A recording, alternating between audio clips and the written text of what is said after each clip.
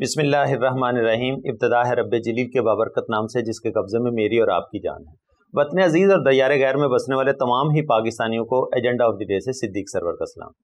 नाज़रीन, आज हम एक ऐसे टॉपिक के ऊपर बात करने की कोशिश करेंगे कि हमारी जो 65% की यूथ है, बेसिकली उस यूथ को जो हम शऊर दे रहे हैं वो कैसा शऊर है, और उनको जो जामियात से तालीम मिल रही है वो कैसी है, और जो हमारे सियासतदान रोल मॉडल हैं उनसे वो क्या सीखने की कोशिश कर रहे हैं। हालिया वाक़यात जो पाकिस्तान में हुए, जिसकी बेस के ऊपर बहुत सारे क्रैकडाउन्स हो रहे हैं और बहुत सारे उसमें जो गिरफ्तार हो रहे हैं वो हमारी यूथ के लोग हैं। तो उस यूथ को हम पॉजिटिव एक्टिविटीज़ में किस तरह से लेके आ सकते हैं, और यूथ को स्पेशली हम जो है ना वो शऊर कब और कैसे दे सकते हैं। हमारी जामियात, हमारे कॉलेज, यूनिवर्सिटीज़ और स्कूल किस तरह की तरबियत साजी कर रहे हैं, और ख़ास करके स्पेशली जो किरदार साजी घर से होती है। एक फैमिली वैल्यूज़ की जो बात की जाती है, जब घर से एक बच्चा एक फैमिली वैल्यूज़ कैरी करके मार्केट में निकलता है और जब वो सोसाइटी वैल्यूज़ को तश्कील देने की कोशिश करता है, सोसाइटी में लोगों के साथ उठता बैठता है, तो वो अपना किस तरह से वहाँ पर जो तासुर है वो छोड़ता है दूसरे लोगों के ऊपर।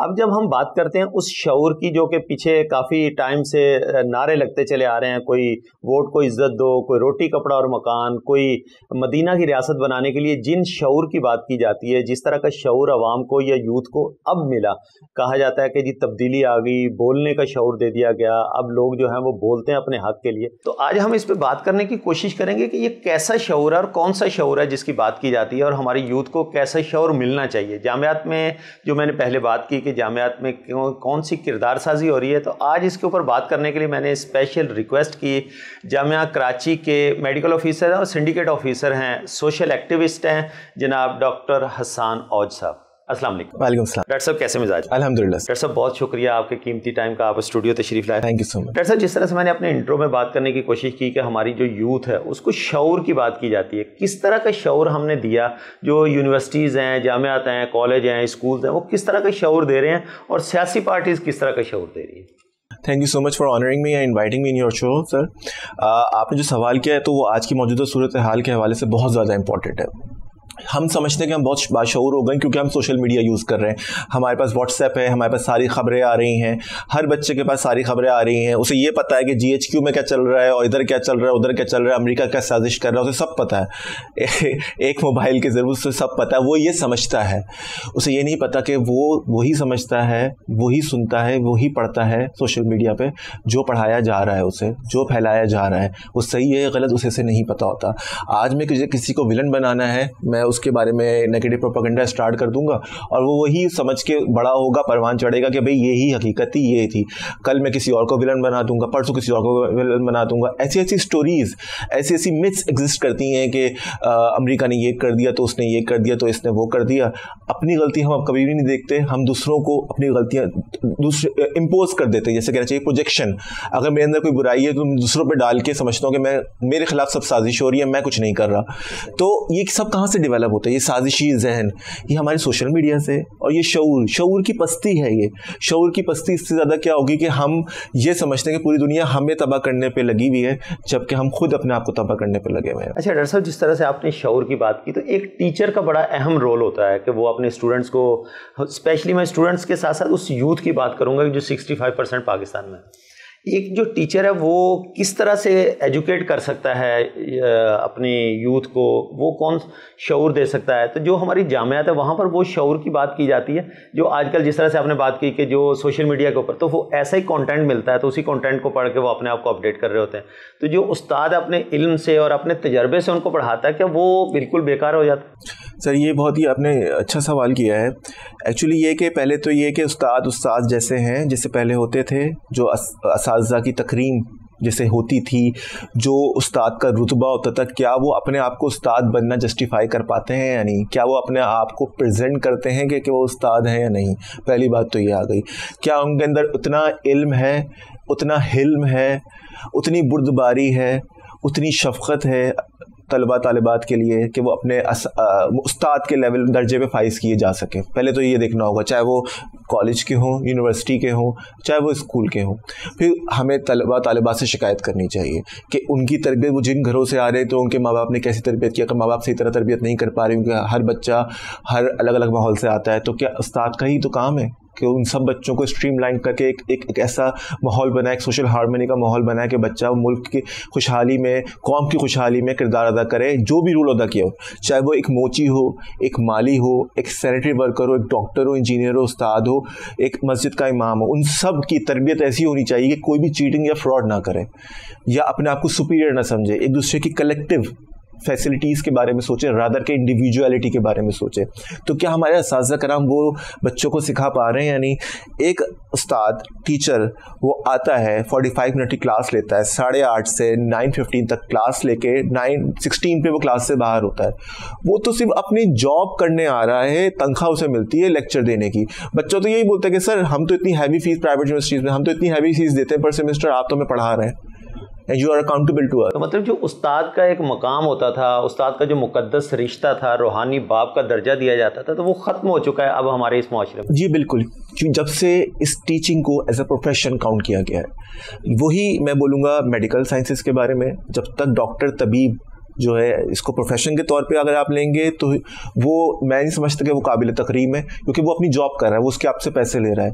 तबीब हो या उस्ताद हो, वो तो ऐसे लोग होते हैं जो हर वक्त लोगों के लिए अवेलेबल होते हैं, हर वक्त लोगों की खिदमत में मामूर रहते हैं। उस्ताद तो वो होता है जिसकी क्लास अगर 11 बजे ख़त्म हो तो रात 7 बजे तक बच्चे उसके बाद बैठ के सीखते रहते हैं, इल्म हासिल दो जानों होकर बैठे रहते हैं।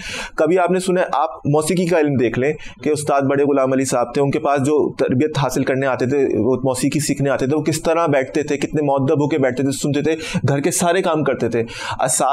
जो तालिब इल्म होता था वो उस्ताद के बच्चों से भी ज़्यादा इंपॉर्टेंट होता था।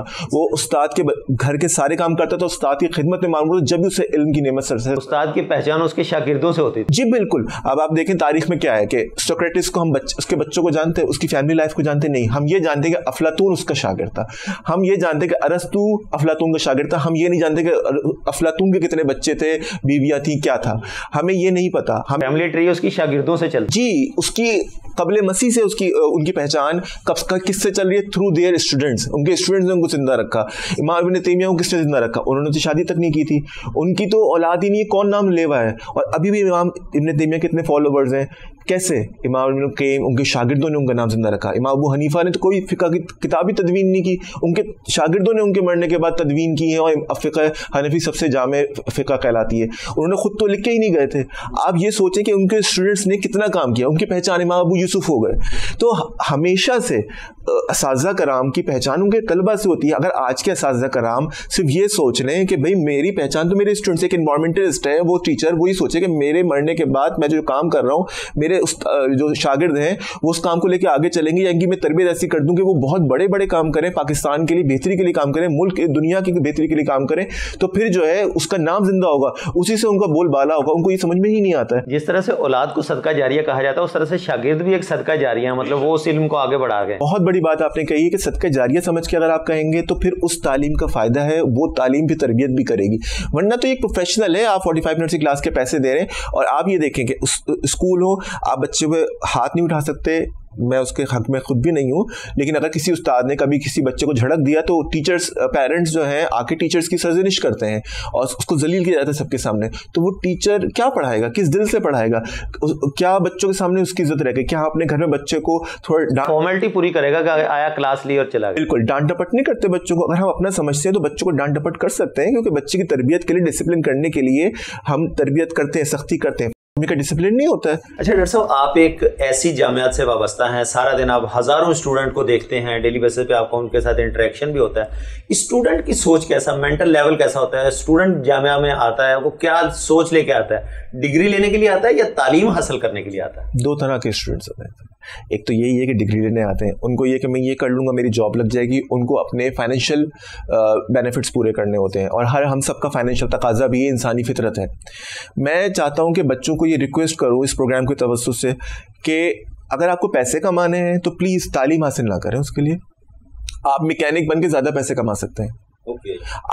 आप स्किल से ज़्यादा पैसे कमा सकते हैं। आप टीचर बन के, डॉक्टर बन के, इंजीनियर बन के शायद उतने पैसे नहीं कमा पाएंगे, क्योंकि ये जो चीज़ें हैं उनकी शायद उतना मार्केट में डिमांड ना हो। उधर जॉब आपको, स्किल सेट जो है ना, उसके लिए आपको फिर इतनी तालीम की ज़रूरत नहीं है। आप अगर पैसा कमाना मकसद है, पैसे आपको शौक है उसका, तो अगर आपको शौक नहीं है, सिर्फ आप तालीम इसलिए कर रहे हैं कि भाई मैं कंप्यूटर साइंस करके मैं ये बन जाऊँगा, तो मतलब आपको पैसा कमाना है, चले वो उस तालीम के लिए प्रीरिक्विजिट समझ में आता है, लेकिन गोल आपने सेट किया हुआ। लेकिन अगर आपने सिर्फ पैसा कमाना है तो फिर आप बिजनेस करें, 10 तरह की चीजें। मैं कहने की मैं तो समझता हूँ इन चीजों में बहुत ज्यादा पैसा है, लेकिन अगर आपको तालीम हासिल करनी है, अगर आप फलसफा पढ़ने आए हैं, आप इस्लामिक स्टडीज पढ़ने आए, आप उर्दू अदब पढ़ने आए, आप तालीम से रगबत सिर्फ इसलिए कि आपका एडमिशन कहीं नहीं हुआ आप इसलिए आ गए तो ये गलत है। आप इसलिए आए इन सब्जेक्ट्स में कि आपको इनकी खिदमत करनी है, इन सब्जेक्ट्स की खिदमत करनी है और इन सब्जेक्ट्स में लोगों को तरबियत करनी है। हमारे यहाँ मसला ये कि हमारे यहाँ जो है बच्चा जो आता है वो तो ये आता है या तो डिग्री मुझे चाहिए, मुझे पैसे वो उसके लिए चाहिए, और या अच्छी जॉब के लिए मतलब डिग्री चाहिए। और जो तालीम हासिल करने वाले बच्चे जाते हैं वो बहुत लिमिटेड होते हैं, बहुत। अच्छा डॉक्टर साहब, बहुत सारा ऐसा देखा जाता है कि बहुत सारे उस्ताद जो हैं वो उन्होंने अपनी प्राइवेट एकेडमीज़ खोली हुई होती हैं, यूनिवर्सिटीज़ में या कॉलेजेस में, वो एक अपना नाम मेंटेन कर रहे होते हैं, और जो बच्चे उनके पास ट्यूशन में या कोचिंग में नहीं आ रहे होते तो उनको उस तरह के मार्क्स भी नहीं मिलते। क्या इसमें भी कोई सच्चाई होती है? सर ये सच्चाई है, अगर मार्क्स ना भी मिले, अगर मार्क्स स्किल्स पे भी मिले, मैं ही समझता हूँ कि ये इल्मी बददियानती है कि आप तालीम के पैसे लें। बहुत बड़ी बात कर रहा हूँ, छोटा मुंह बड़ी बात हो जाएगी, लेकिन ये इल्मी बददियानती है कि मैं अगर एक जगह पढ़ा रहा हूँ और मैं फिर दूसरी जगह पढ़ा के उस तालीम के जो है मैं पैसे लूँ, ज़्यादा फीस चार्ज करूँ ताकि और बच्चों को अच्छे तरीके से पढ़ाऊँ। ये तालीम के कोई पैसे नहीं हो सकते। टीचर अनमोल होता है, इल्म को बेच नहीं सकते आप। नहीं, वो तो अपनी सर्विसेज के पैसे ले रहा है ना, टाइम के पैसे अगर आप इस तरह ले रहे हैं तो फिर आप ये रखेंगे जो दे सकता है दे दे, दो नहीं। मुझे तो समझ में नहीं आता कि तालीम बेचने के लिए कब से होनी शुरू हो गई। जब से तालीम बेचने के लिए शुरू हो गई, खरीदने के लिए शुरू हो गई, तो फिर उस्ताद फिर अपने आप को प्रोफेशनल की तरह इज्जत हो सकती है उसके खत्म होते ही तालिब इल्म कभी भी याद नहीं रखेगा उसे। नहीं, लेकिन डॉक्टर साहब इसको दूसरे प्रोफेशन में लेके जाएं। आपका जो बेसिक प्रोफेशन है, आप MBBS डॉक्टर भी हैं, तो एक डॉक्टर है गवर्नमेंट में होता है, उसके बाद प्राइवेट क्लिनिक भी उसका चल रहा होता है, लेकिन प्राइवेट क्लिनिक में वो ज़्यादा फीस चार्ज कर रहा होता है, जहाँ ज़्यादा फीस होती है वहाँ ज़्यादा लोग जा रहे होते हैं। सर मैं यही समझता हूँ कि मैं प्राइवेट क्लिनिक नहीं करता, इसीलिए मैं इसी में अपने ऊपर रख के जब मैं खुद ये प्रैक्टिस कर रहा हूँ, इसलिए मैं ये प्रीच भी कर रहा हूँ कि मैं ही समझता हूँ कि प्राइवेट प्रैक्टिस जो होती है ना, वो या तो आपके चार्जेस वही हो ना फिर के जो एक बहुत ही लिमिटेड चार्जेस की जितने की बेरेबल हो, कि कॉस्ट सेविंग हो, रादर के आप एग्जिबिटेड चार्जेस करें और उनको अपनी महारत को बेचें। लेकिन ये भी मुआशरे में देखा जाता है ना, सोसाइटी में अगर किसी डॉक्टर की फीस कम है तो लोग कम जाते हैं उसके पास। यार डॉक्टर लोग जाए या ना जाए, जिसको शिफा मिलनी होगी ना वो तो आएगा शिफा के लिए, लेकिन आप किसी से आप ब्लैकमेल नहीं कर सकते किसी को कि अगर वो मैं अच्छा डॉक्टर हूँ, मैं पैसे मेरी जो कंसल्टेशन फीस है वो 3,000 रुपये है, तो आपको 3,000 रुपये देंगे तो गरीब आदमी मुझे दिखा सकता है, वरना नहीं दिखा सकता। ये तिब और तालीम का शोबा ये बेचने के लिए नहीं। अब बाकी शोबे चले जाएं, आपको अगर पैसे कमाने हैं आप दूसरे शोबे में चले जाएं, लेकिन अगर आप चाहते हैं कि आप तालीम से वाबस्ता रहे और तिब से वाबस्ता रहे तो प्लीज इन दोनों शोबों को तो करप। बहुत सारे स्टूडेंट्स ऐसे हैं जो बहुत काबिल स्टूडेंट होते हैं, लेकिन वो अच्छे कोचिंग, अच्छी अकेडमीज को बेयर नहीं कर पाते, यूनिवर्सिटीज़ की फीस बेयर नहीं कर पाते, तो इस वजह से वो अपनी स्टडी कंटिन्यू नहीं कर। जब भी तो मैं ये कह रहा हूँ कि या तो वो टीचर जो है अपने सरकारी कॉलेजेस में, सरकारी यूनिवर्सिटीज में भी उसी तरह पढ़ाएं जिस तरह वो अपने कोचिंग्स पे पढ़ाते हैं, वही टाइम दें जिस तरह वो कोचिंग्स पर टाइम देते हैं। क्योंकि यही तो है कि एक बच्चा प्राइवेटली तो बड़ा अच्छा टाइम वो ले रहा है अपने टीचर से, लेकिन वही टीचर जब सरकारी कॉलेज में पढ़ाता है तो वो जाके उधर सही तरह क्लास नहीं लेता, क्लास स्किप करता है, पढ़ाता नहीं है, इंटरेस्ट नहीं लेता है, तो फिर बच्चा मजबूर हो जाता है कि वो क्या करे। मैं यही बताना चाह रहा हूँ कि तालीम फॉर सेल नहीं होनी चाहिए। लेकिन आजकल तो ये बना हुआ ना कि जो हम तालीम पे खर्चा कर रहे हैं वो बेसिकली उन डिग्रियों की फीसेज ही हैं। सिर्फ बच्चे जो है ना वो जाके जितनी ज़्यादा हैवी फीसेज, जितनी बड़ी यूनिवर्सिटीज़ के नाम, उतनी अच्छी उनको जॉब्स मिलती हैं। अच्छा स्कूल में पढ़ रहा है ना, अच्छे इस कॉलेज में पढ़ रहा है और उसको सही तरह असातिज़ा कराम पढ़ा रहे हैं तो उसे कोचिंग की ज़रूरत नहीं पड़ती। मैंने तो मैट्रिक में कोचिंग नहीं ली थी। नहीं, हमने खुद नहीं ली। डॉक्टर साहब यहाँ पर मैं थोड़ा सा कता कलामी माफ़ चाहूँगा। नाज़रीन, आज हम बात करने की कोशिश कर रहे हैं कि वो कौन सा शऊर है जो यूनिवर्सिटीज़ से मिलता है या वो मुआशरे से मिलता है, सोसाइटी से मिलता है, जिसमें मैं बार बार इस वर्ड को यूज़ करता हूँ कि नाम नहाद जो सियासी लीडर्स हैं उनकी तरफ से शऊर मिलता है। तो ये कौन सा शऊर है जो हमें बाज़ार से मिलता है, कौन सा शऊर हमें यूनिवर्सिटीज़ से और जामियात से मिलता है, यहाँ पर आज बात करने की कोशिश कर रहे हैं। डॉक्टर हसन ओज हमारे साथ स्टूडियो में मौजूद है। यहाँ पर एक छोटा सा ब्रेक से वापस लौटते हैं, इसको कंटिन्यू करेंगे। Stay tune.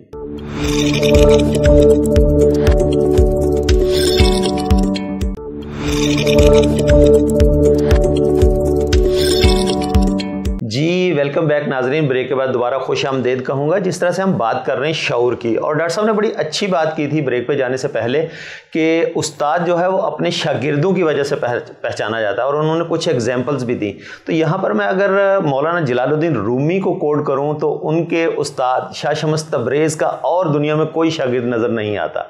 लेकिन अगर हम बात करें मौलाना जलालुद्दीन रूमी की, जो शाह शम्स तबरेज़ के नाम से जाने और पहचाने जाते हैं, और उसके बाद मौलाना साहब के अगर आप मज़ार पे जाएं, जिनको जाने का वहाँ इत्तफाक हुआ होगा, तो उनके पता नहीं सैकड़ों शागिर्द जो है ना उनकी कब्र के अड़ोस पड़ोस में मदफून है, लेकिन उनकी फैमिली के लोग मौलाना जलालुद्दीन रूमी के बाद कोई नहीं पहचानता। इसी तरह से शाह शम्स तबरेज़ की जो औलाद है शायद उनको भी उस तरह से आज कोई नहीं जानता, लेकिन मौलाना रूमी का नाम आज भी बड़े अच्छे अल्फाज में लिया जाता है। डॉक्टर साहब, इसी बात को कंटिन्यू करूँगा कि जिस तरह से आपने बात की थी कि शागिर्द जो है ना, आज हम जब शागिर्द बनाते ही नहीं है, या शागिर्द हमारा बनता ही नहीं है, उस्ताद का बनता ही नहीं है, वो तो प्रोफेशनल है, वालिदैन ने भी अपनी ज़िम्मेदारी पूरी कर दी कि बस पैसे दे दिए तो बस उसके बाद अपनी तरबियत साजी पे कोई ख़ास तवज्जो नहीं है, जो उस्ताद ने बना दिया या मुआशरे ने जो बना दिया, तो ये एक अच्छा शहरी कैसे बन सकता है फिर?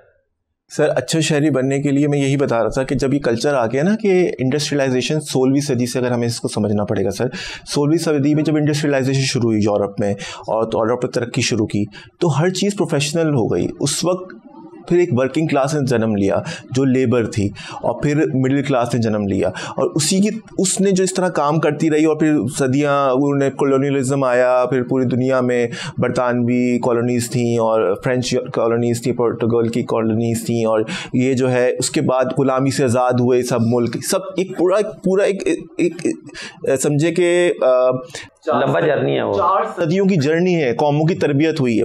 तो हम अब जकड़ गए हैं हर तरफ से, गुलामी से और बहुत सारी चीज़ों से, हम बहुत तरह की गुलामी है। पहले ज़माने में कभी पासपोर्ट होता था कहीं जाने के लिए, बियॉन्ड द बॉर्डर्स जो है ना, वो लोग द बॉर्डर्स, कोई भी कहीं भी जाना चाहे कोई पासपोर्ट नहीं होता था। अब हम सब पाबंद हैं कि मैं अपनी जगह छोड़ नहीं सकता, मुझे कहीं भी जाना है, मुझे अपनी पहचान करानी पड़ेगी, मुझे NIC दिखाना पड़ेगा, वरना मुझे कोई नहीं जानता, वरना मैं काबिल गिरफ्त हूँ। तो मैं ये बता रहा हूँ, हम अब पहले आज़ाद थे या अब आज़ाद हैं? अब हम गुलाम हैं। तो उसी तरीके से पहले भी उस्ताद और शागिर्द जो थे वो आज़ाद होते थे, अब वो आज़ाद नहीं, अब हर चीज़ एक डोमेन में आ गई, एक चैनलाइज हो गई है। अब इसका मैं जो एक और, क्योंकि इसकी तारीफ़ें आप बहुत सुनते होंगे, इसके मुज़र असरात कोई नहीं बता रहा, इसलिए मैं वो पेश कर रहा हूँ, क्योंकि हर चीज़ के प्रॉस एंड कॉन्स दोनों होते हैं। सर, आप एक चीज़ ये चेक करें कि आप ये कह रहे हैं कि तालीम में जो अब बच्चे जो है, अब शऊर कहाँ से लिया जाए?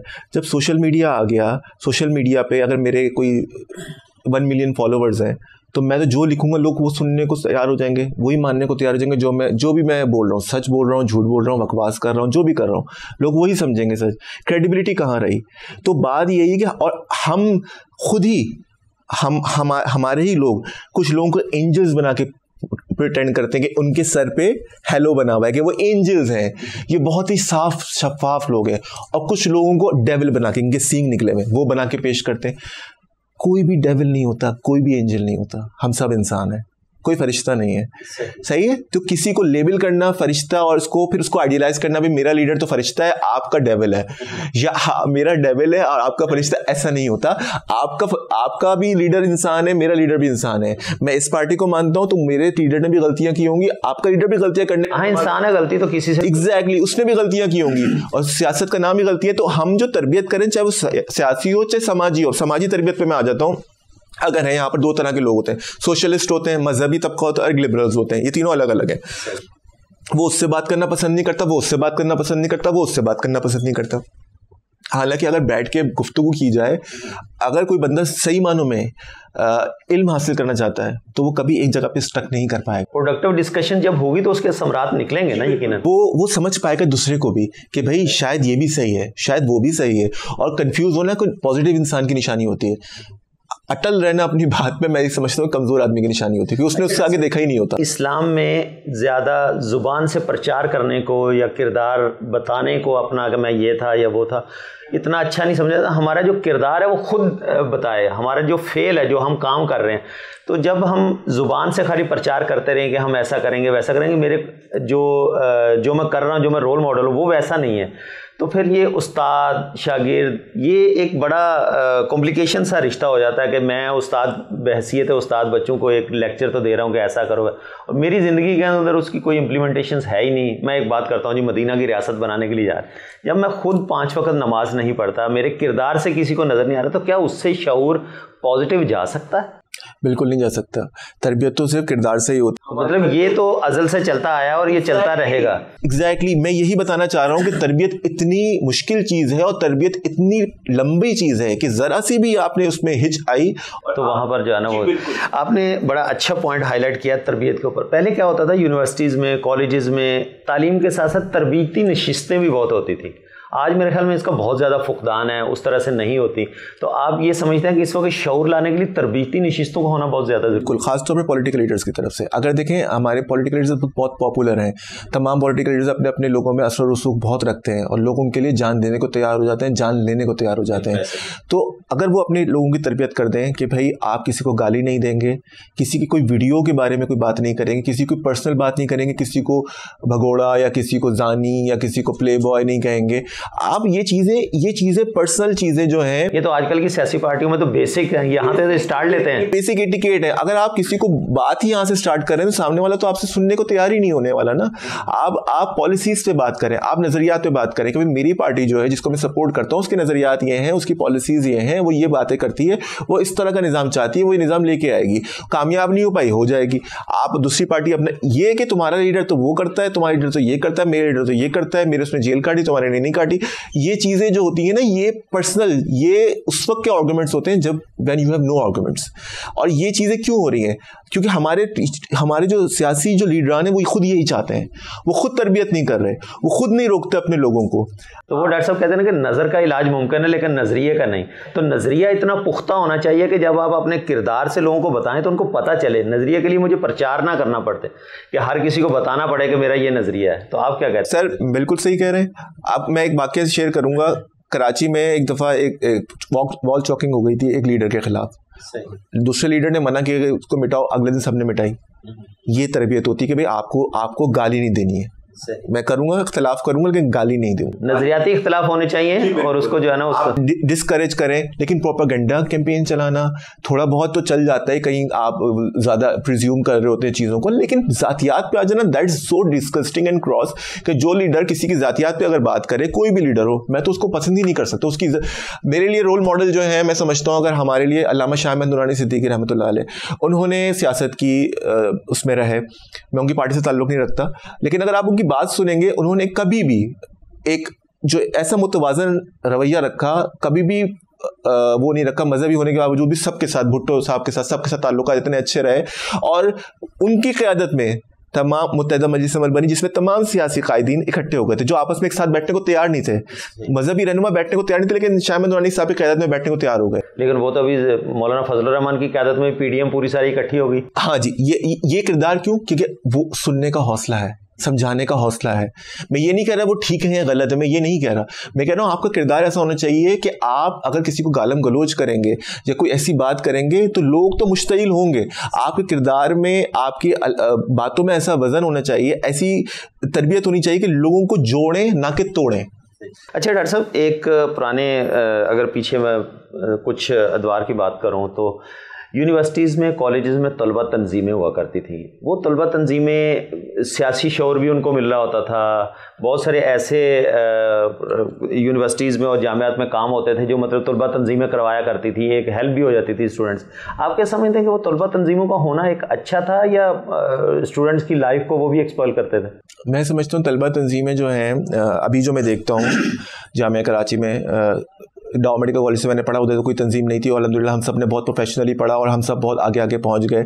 मेरे तमाम दोस्त जो है माशाल्लाह मुख्तलिफ ममालिक में सर्व कर रहे हैं, पाकिस्तान का नाम रोशन कर रहे हैं, और जो है इंजीनियर्स NID के इस तरह वो भी सब माशाल्लाह कहीं दुनिया के पूरी दुनिया में फैले हुए हैं मुल्कों में। जब मैं कराची यूनिवर्सिटी के तलबा तलबात को देखता हूँ तो इधर पॉलिटिकल पार्टीज हैं, आपस में झगड़े हो रहे होते हैं, बहुत कम तादाद है उनकी, लेकिन मेजॉरिटी तो अच्छे, हमारे 45,000 स्टूडेंट्स तो मेजॉरिटी अच्छे तालिब इल्म हैं जो बहुत शरीफ हैं, और बाकी कुछ हैं जो कि थोड़े से उनको तरबियत की ज़रूरत है और लड़ाई झगड़ा कर लेते हैं, आसानी से वो गुस्से में आ जाते हैं, वॉलेटाइल हैं। लेकिन मैं देखता हूँ कि they are involve in corruption. अच्छा। जी बिल्कुल, वो स्टूडेंट्स आ रहा है, एग्जामिनेशन फॉर्म, हाँ मुझे, मैं तुम्हें करवा दूंगा सारा, मुझे इतने पैसे दो। यहाँ ये चक्कर होता है। मतलब वहीं से वो सीख के आके फिर जब असेंबली में पहुंचते हैं तो वो तो ट्रेंड होते हैं। मैंने खुद देखा, it's a first hand, I am the first hand witness and I won't label a single political group, students from all political entities they do this. तो इंडिविजुअल लेवल पे मैं बोलूंगा कलेक्टिवली उनकी पॉलिसी नहीं है, लेकिन हर जो है बंदा पॉलिटिकल पार्टी का सहारा इसलिए लेता है कि मुझ पे इल्जाम ना आए या मुझे वो टीचर मेरे रोब में रहे। तो जब इस तरह की चीज होंगी तो मेरा तो फिर जब इन लोगों को देख के तो मैंने कोई अच्छा बच्चा देखा ही नहीं जो पॉलिटिकल पार्टी में हो, तो मैं उनको मैं कैसे पसंद कर सकता हूँ। मैं तलबा यूनियन को सपोर्ट करता हूँ, लेकिन मैं उसको देख के एकदम शशो पंजे पड़ जाता हूँ कि यार ये लोग जब यूनियन में आएंगे तो पढ़ाई कब करेंगे, जो यूनियन बाजी करेंगे, हालांकि वो भी जरूरत है तरबियत, लेकिन मैं सोचता हूँ कि यार अभी ऐसी हरकतें कर रहे हैं तो उस वक्त उनको एक पैट्रनेज हासिल हो जाएगा, कानूनी शेल्टर हासिल हो जाएगा। अभी आप देखें इन पे एक दूसरे पे FIR कट रही होती है, दूसरे के सर फाड़ रहे होते हैं और सिर्फ छोटी छोटी बातों पर। तो ये जो स्टूडेंट्स होते हैं ये टीचर्स के ऊपर भी हावी होते हैं, उनके ऊपर भी अपना प्रेशर बिल्डअप करने की कोशिश करते हैं। बिल्कुल हरासा करते रहे, बहुत दफा वाकयात ऐसे हुए हैं, बहुत दफा हुए। अभी भी पिछले 1 महीने पहले ही वाकया जामिया कराची में हुआ।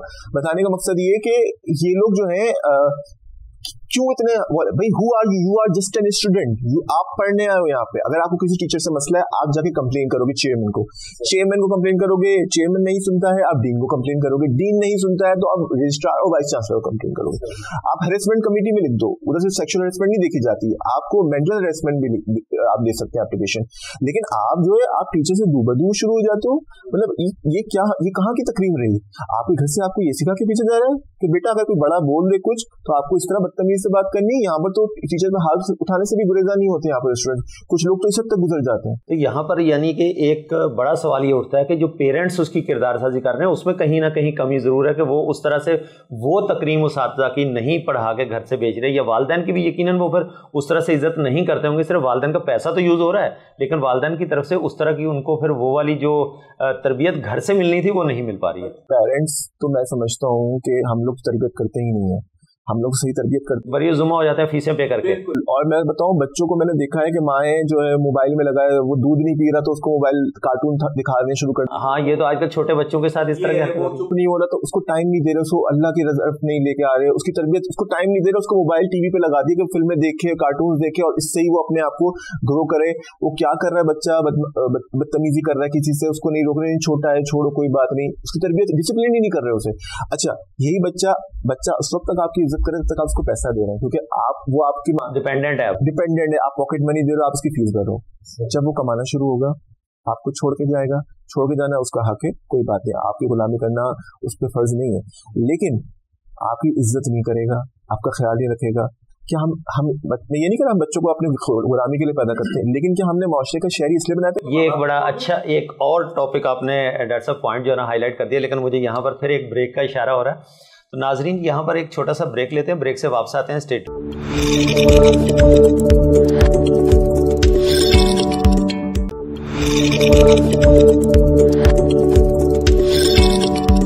वेलकम बैक नाजरीन। ब्रेक के बाद दोबारा खुश आमदीद कहता हूँ। जिस तरह से ब्रेक पे जाने से पहले डॉक्टर साहब ने एक बड़ा पॉइंट हाईलाइट किया था कि वो बच्चे जो डिपेंडेंट्स होते हैं वालिदैन के ऊपर, यकीनन सारे बच्चे डिपेंडेंट होते हैं और वो उस वक्त तक उनकी वालिदैन की इज्जत कर रहे होते हैं जब तक उनको पैसा और वो फीसें ले रहे होते हैं।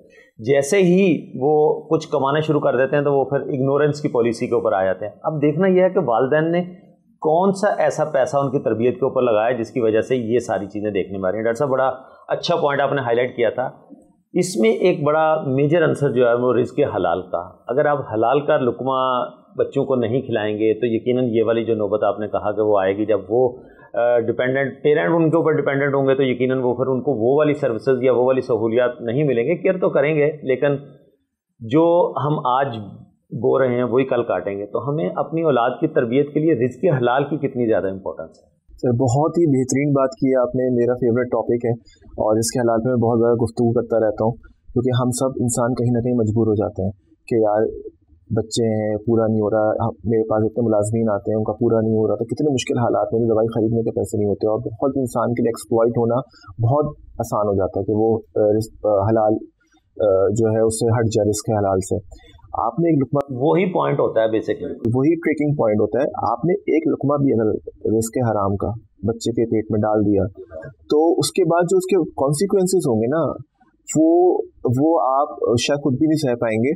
मैं ये नहीं कह रहा कि बच्चा आपको छोड़ के चला जाएगा। देखिए एक और मसला भी इधर में थी कि हम बच्चों को जब पैदा करते हैं ना, तो हम ये समझते हैं कि बच्चे को हम ये बोलते हैं, तुम्हें मैंने, माएँ बोलती है 9 महीने पेट में रखा, पाल पोस के बड़ा किया, तुम मुझे ये सिला दे रहे हो, तुम्हारी तालीम पे मैंने इतना खर्च किया, बाप ये बोलता है तुम मुझे ये सिला दे रहे हो। ये बताने की जरूरत क्यों पेश आ रही है? दूसरी बात ये कि आपने इसलिए पैदा किया था कि आप उससे खिदमत लेंगे। आपको ये बात बोलने की जरूरत नहीं है। आपकी तरबियत ऐसी हो, वो आपको अपने माँ बाप की खिदमत करते हुए ऐसा दिखे कि वो आपकी खिदमत ऐसे ही करे।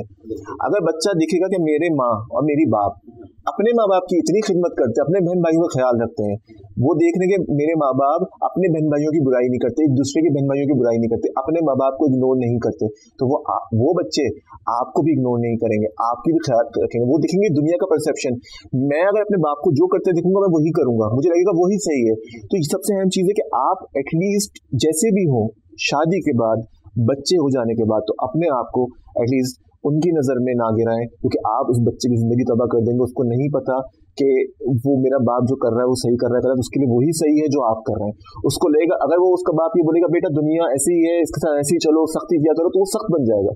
अगर बाप बोलेगा बेटा दुनिया कैसी भी हो तुम्हें सही चलना है, तो वो वैसे ही बन जाएगा।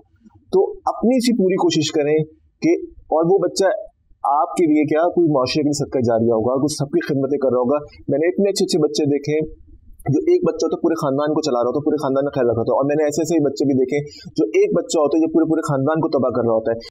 उसको पाबंद ना बनाए कि तुम मेरी खिदमत करो, बेटा मैं तुम्हें इसलिए नहीं पाल रहा कि मैं तुमसे बुढ़ापे में मुझे खिदमत लेनी है, मुझे अल्लाह पाल रहा है, तुम्हें भी अल्लाह पाल रहा है। बिल्कुल ऐसे बस ये इसके जहन में उसका कॉन्सेप्ट जो है ना, ये इस तरह से स्ट्रांग होना चाहिए। मुझे भी अल्लाह पाल रहा है, बुढ़ापे में भी अल्लाह पालेगा, तुम नहीं पालोगे, तुम मेरा ख्याल नहीं रखोगे, और तुम्हें भी मैं भी नहीं पाल रहा हूँ, इस वक्त अल्लाह ही पाल रहा है।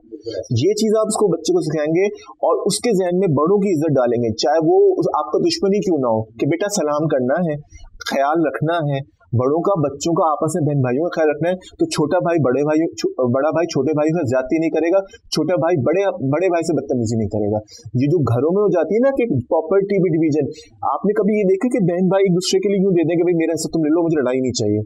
मैंने नहीं देखा, मुझे बड़ा दुख होता है। और जब अपने माँ बाप को देखता हूँ तो मेरे दोनों माँ बाप में, बल्कि ऐसे लोग देखे हैं कि माँ बाप के मरने के बाद जायदादों के ऊपर लड़ाई या कोर्ट झगड़े कोर्टों तक जा रहे होते हैं। देखा मैंने अपने माँ बाप को जो देखा कि मेरे बाप ने भी मना कर दिया कि मुझे कुछ नहीं चाहिए, मेरी माँ ने भी मना कर दिया मुझे कुछ नहीं चाहिए।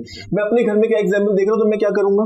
सावधान उन्हीं के पीछे वही देखूंगा। मैं यही बता रहा हूँ कि आप लोगों को भी ऐसी एग्जाम्पल सेट करनी चाहिए अपने बच्चों की तरबियत में। असल शऊर ये है, आपने एग्जाम्पल सेट कर दी, आपकी नमाज वगैरह जो भी है वो तो वो देखता ही रहेगा, लेकिन अगर आपने ये एग्जाम्पल सेट कर दी, जो ट्रिकिंग पॉइंट होते हैं किसी भी इंसान की जिंदगी में, कि बहुत बड़े बड़े घूंट पी जाना, जब आपका भाई आपके साथ ज्यादती कर रहा हो आप उसको पी लें, जब आपके साथ जुल्म हो रहा हो, आप गरीब हो, आपके पास करप्शन का मौका आ रहा है, आप छोड़ दें, तो वही वो ट्रिकिंग पॉइंट जो आपकी औलाद सीख लेती है और वो नहीं करती, और अल्लाह ताला उसके बदले में आपको बहुत सारी चीजें नवाज भी देता है। बिल्कुल ऐसा है, जन्नत देगा जिसका आपने गुमान भी नहीं किया होगा, और आपकी औलादों को भी। अच्छा डॉक्टर साहब, प्रोग्राम अपने आखिरी जो है इख्तिताम की तरफ बढ़ रहा है, टाइम की शॉर्टेज भी है।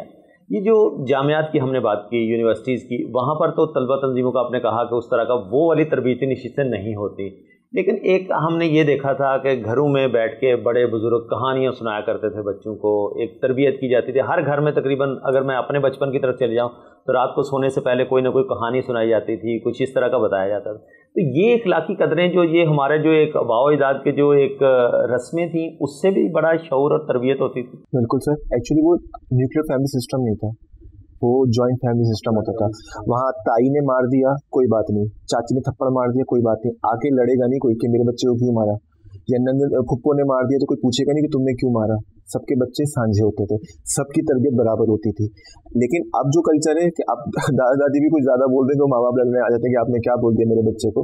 तो आपने तो मतलब सिस्टम ही चेंज कर दिया। वो सब कहाँ से हो रहा है? मैं ये नहीं कह रहा कि आप बच्चे की तरबियत में जो मॉडर्न उसूल आ गए साइकोलॉजी के उसको ना अपनाएं, उसको अपनाएं, लेकिन अपनी रिवायात को ना छोड़ें। रिवायत और दरायत साथ चलती है।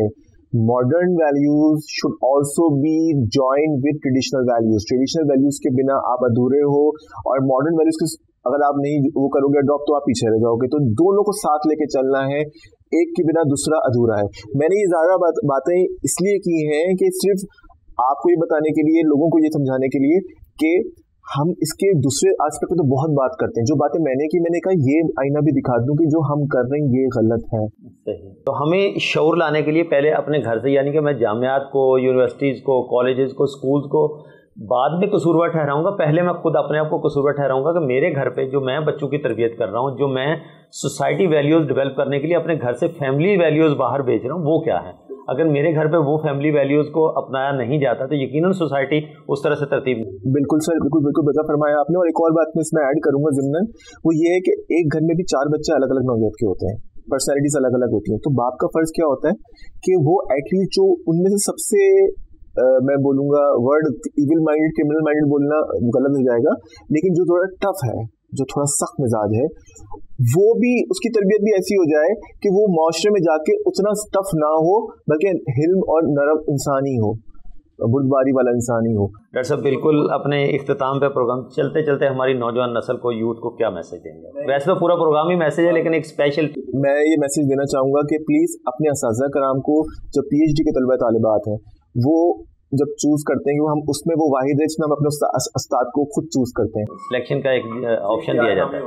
तो मैं ये चाहूँगा कि आप जब कोर्सेज उठाएं प्राइवेट यूनिवर्सिटीज़ में कि हमें किस टीचर से पढ़ना है या MPhil या PhD करना है, तो ख़ासतौर पे इस बात का ध्यान रखें कि जिससे, या किसी आलिम का कोर्स कर रहे हैं या हिफ्ज़ कर रहे हैं, तो उससे करें जिसकी किरदार में आप सदाकत देखें, ना कि ये कि उसके रिसर्च पेपर ज़्यादा हैं, उसका इम्पैक्ट फैक्टर ज़्यादा है, या वो ज़्यादा पॉपुलर है, या ज़्यादा जल्दी PhD करा देगा।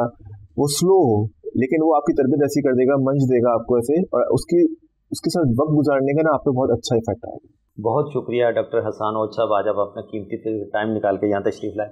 नाज़रीन, आज हमने बात करने की कोशिश की उस शऊर के ऊपर जो मार्केट में, बाज़ार में, सियासी मैदानों में नारे बहुत लगते हैं कि शऊर आ गया है, तब्दीली आ गई है, आवाम को जो है ना अब बोलने का बेसिकली तरीका आ गया। शऊर किसने दिया? वो शऊर जो हम अपने घर से दे के बच्चों को निकालेंगे, यूथ को जो शऊर घर से मिलेगा, यकीनन वो यूनिवर्सिटीज़, जो वो कॉलेज, स्कूल से नहीं मिल पाएगा, जो हम अपने घर से तरबियत करके उनके निकलेंगे। बहुत सारी ऐसी बातें की कि उस्ताद जो है वो अपने शागिर्दों की वजह से पहचाना जाता है, तो शागिर्द को भी चाहिए कि उस्ताद की उस तरह से इज़्ज़त तकरीम करे। अगर उसने कुछ मर्तबा पाना है तो यकीनन अपनी हस्ती को, उसको भी फना करने के लिए उस्तादों की इज़्ज़त और तकरीम करनी पड़ेगी। तो नाज़रीन, आज के इस एपिसोड से मुझे बड़ी उम्मीद है कि आप अपना और रियासत पाकिस्तान का बहुत सारा ख्याल रखेंगे। सिद्दीक सरवर को दीजिए इजाज़त। अल्लाह हाफ़िज़।